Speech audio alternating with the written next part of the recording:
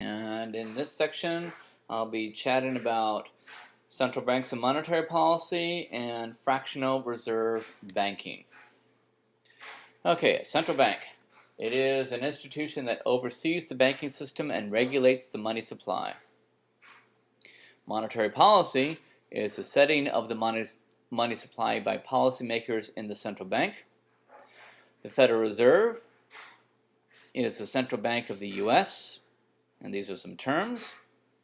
Now, the Federal Reserve System, they are the folks who actually print the money.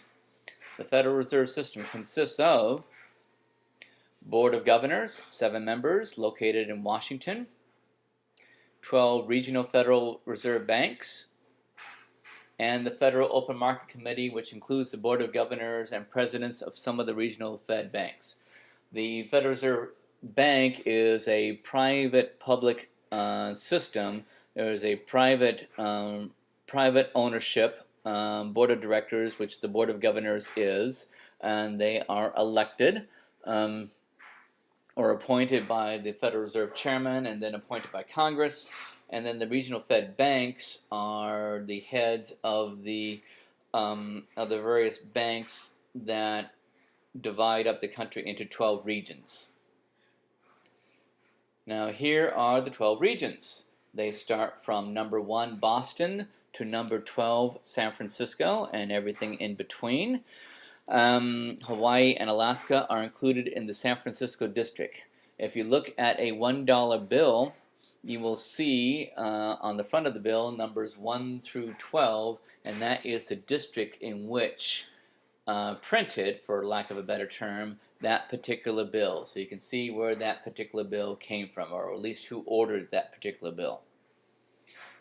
Okay, now we're going to chat about bank reserves.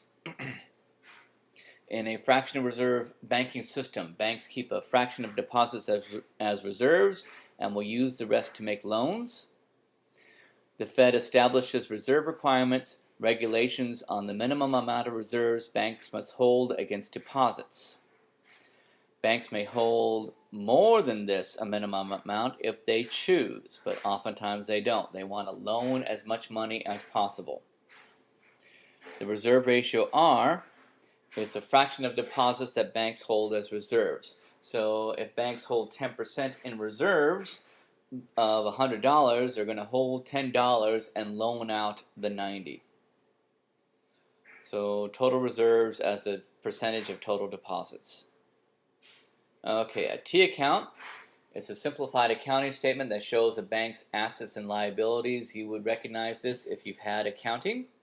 Here's an example. First National Bank, we have assets and liabilities. Now the assets and liabilities have to equal. So in this case we have assets of $10 in reserves and loans of 90 and deposits of 100. Now once somebody puts their money in the bank, the bank is liable to pay that full $100 back.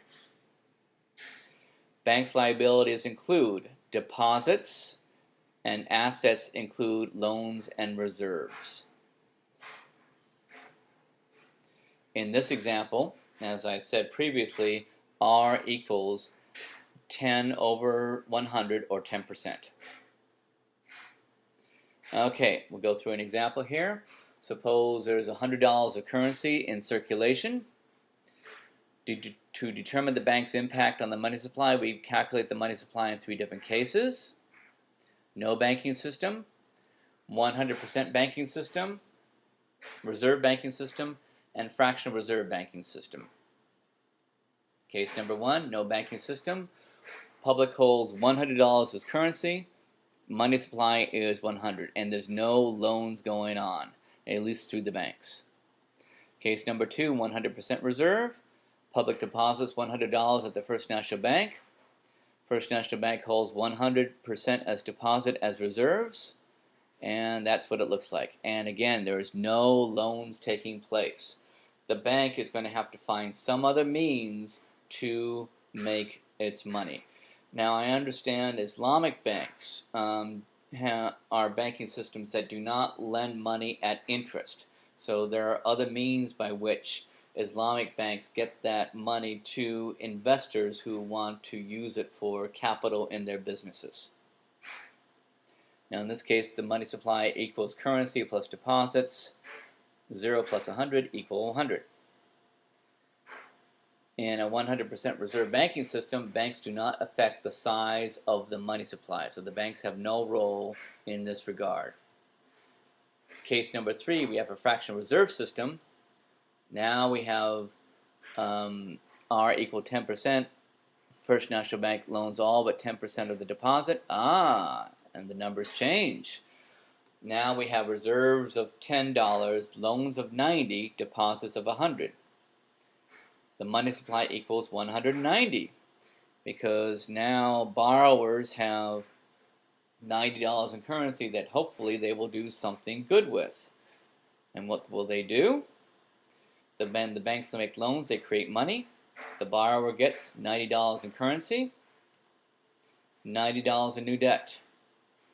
A fractional reserve banking system creates money, but not wealth. Wealth is based on real assets that the money is tied to. Here we go. Suppose now our borrower who has the $90 deposits the $90 at Second National Bank. Initially, Second National Bank's T accounts looks like this, but now there is a reserve requirement of 10%. Now Second National Bank will loan out $81. The borrower deposits the $81 at Third National Bank, and initially Third National Bank's T account looks like this. If there's a 10% reserve requirement, and there we go.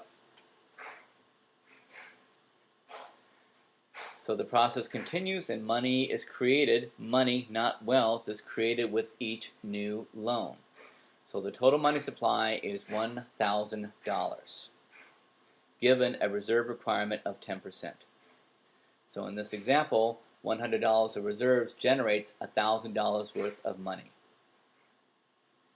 Now this process occurs through the money multiplier, equals 1 over the reserve requirement. In our example, 10%. Money multiplier, 1 over the reserve requirement, 10. That 10% can be converted into a fraction, 1 over 10. So if you do the, shall we say, division, 1 over 10, that 1 over 10 gets flipped over because you can multiply by the reciprocal and it becomes 1 times 10. So $100 in reserves creates $1,000 worth of money. And this is all well and good, except if there is a bank run. And if there's a bank run, everyone wants their money, but the bank only has $100, the bank eventually will have to close. Okay, so let's look at some examples here. Active learning, banks and the money supply.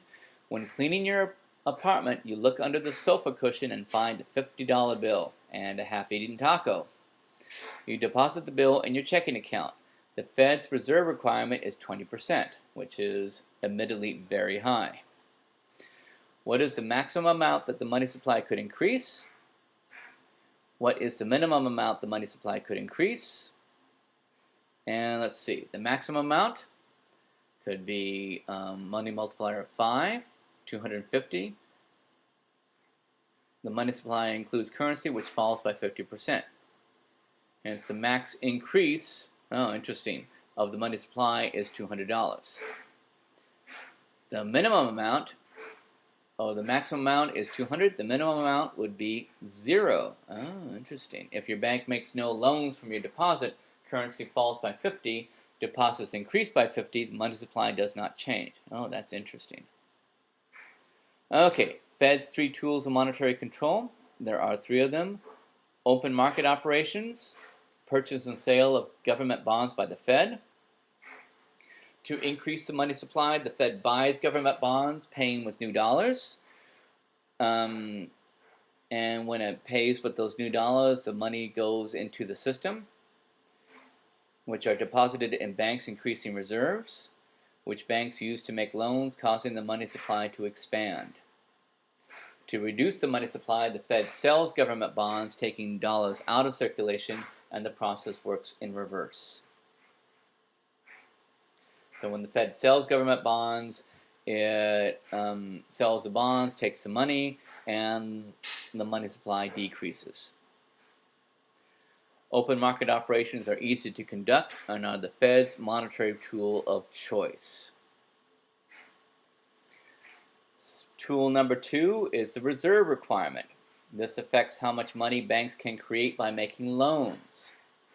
To increase the money supply, the Fed reduces the reserve requirement.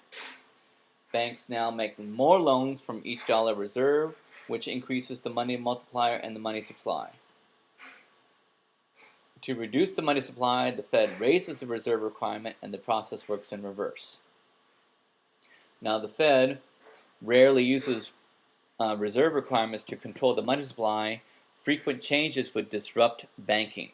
That's true. The banks need to be assured of that constant reserve requirement, especially with customer deposits. Finally, the discount rate, the interest rate on loans that the Fed makes to banks. When banks are running low on reserves, they borrow reserves from the Fed. To increase the money supply, the Fed can lower the discount rate, which encourages banks to borrow more reserves from the Fed.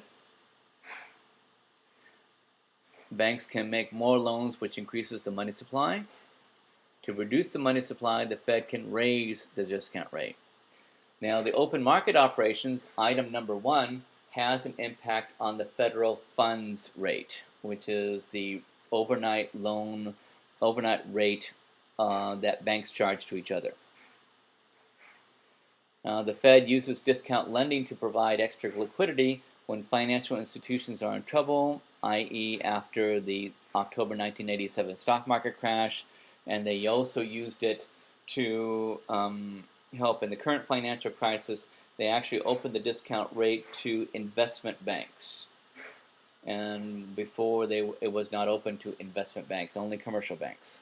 Investment banks such as Goldman Sachs, Morgan Stanley, and so forth. Now, if there's no crisis, the Fed rarely uses discount lending, so the Fed is a lender of last resort. Now, the federal funds rate, that's what I was just talking about. On any given day, banks with insufficient reserves can borrow from banks with excess reserves. The interest rate on these loans is the federal funds rate. The FOMC uses open market operations to target the federal funds rate. Many interest rates are highly correlated, so changes in the Fed funds rate causes changes in other rates and have a big impact on the economy. And the chart coming up will show this. And there we go. Here's the Fed funds rate. And notice how low it is now. This is, I think, like 2007, 2008. Actually, the federal funds rate has gone pretty close to 0. If we look at our pointer here, or options pen, federal funds rate has gone pretty close to 0. Okay, what else do we have here? The prime rate, which is very much correlated to the Fed funds rate. The prime rate, if you remember, is the interest rate that banks charge their favored customers. Once the Fed changes or conducts open market operations on the Fed funds rate, the prime rate is going to change almost instantaneously. The banks will announce a different prime rate. The 3-month T-bill follows the Fed funds rate very, very closely. And the mortgage rate follows roughly follows the Fed funds rate, but it is not as highly correlated. Mortgage rates are of longer term interest rates, 30 years or more, and so there's some correlation, but not a high degree of it. So you'll notice that while the Fed funds rate has gone down to 0, the mortgage rate is still relatively about 5%. I hear now, this is summer of 2010, that the mortgage rate has actually gone down to something below 4%.